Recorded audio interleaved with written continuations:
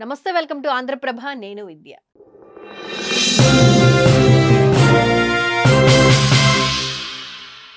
GBU-57 bunker buster. Iran పై America attack.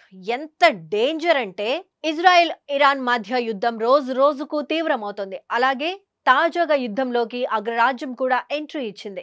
Iran పై దాడులకు ఇన్నాళ్లు ఇజ్రాయెల్ కు మద్దతుగా ఇస్తూ వచ్చిన అమెరికా నేరుగా రంగంలోకి దిగింది. ఇరాన్లోని 3 స్థావరాలే లక్ష్యంగా బంకర్ బస్టర్ బాంబులతో దాడులకు పాల్పడింది. ఈ క్రమంలో ప్రస్తుతం అందరి దృష్టి బంకర్ బాస్టర్ గా పిలిచే GBU-57 పైన పడింది. మరి ఈ అసలు GBU-57 ప్రత్యేకత ఏంటి? టార్గెట్ పై ఎలా విరుచుకుపడుతుంది అనేది ఇప్పుడు తెలుసుకుందాం. ఇరాన్ అణ్వాయుధాన్ని అభివృద్ధి చేస్తుందని తేలడంతో ఇజ్రాయెల్ యుద్ధాన్ని ప్రారంభించింది. ఇరు దేశాల మధ్య భీకర పోరు సాగుతున్న సమయంలో కీలక పరిణామం చోటు చేసుకుంది. ఇరాన్లోని ఫోర్డో, నాతాంజ్ మరియు ఇస్ఫహాన్ ప్రాంతాల్లోని అణు కేంద్రాలపై అమెరికా దాడులకు పాల్పడింది. ఈ విషయాన్ని స్వయంగా అగ్రరాజ్యాధినేత డొనాల్డ్ ట్రంప్ ప్రకటించారు.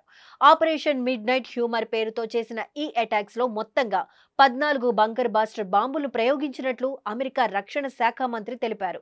ఈ ఆపరేషన్ లో 7 B-2 బాంబర్ల సహా మొత్తం 125కు పైగా యుద్ధ నిఘా విమానాలు పాల్గొన్నాయని వెల్లడించారు. కాగా ఇరాన్ పై దాడులకు అమెరికా బంకర్ బాస్టర్ బాంబులతో విధ్వంసాన్ని సృష్టించింది.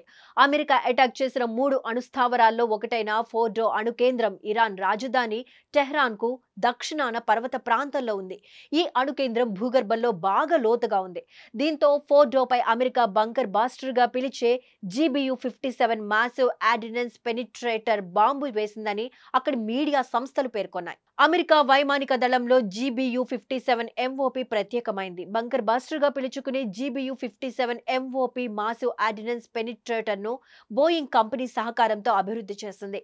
ఇది భారీ మరియు అత్యంత శక్తివంతమైన బాంబు. ఈ బంకర్ బాస్టర్ దాదాపు 20.5 అడుగుల పొడవు, 31.5 అంగుళాల వ్యాసం కలిగి ఉంటుంది. అలాగే సుమారు 13,000 కిలోల బరువు ఉంటుంది. భూగర్భంలోకి చొచ్చుకెళ్లి అక్కడి లక్ష్యాలను ఛేదించగల సామర్థ్యాన్ని కలిగి ఉంటుంది ఈ బంకర్ బాస్టర్.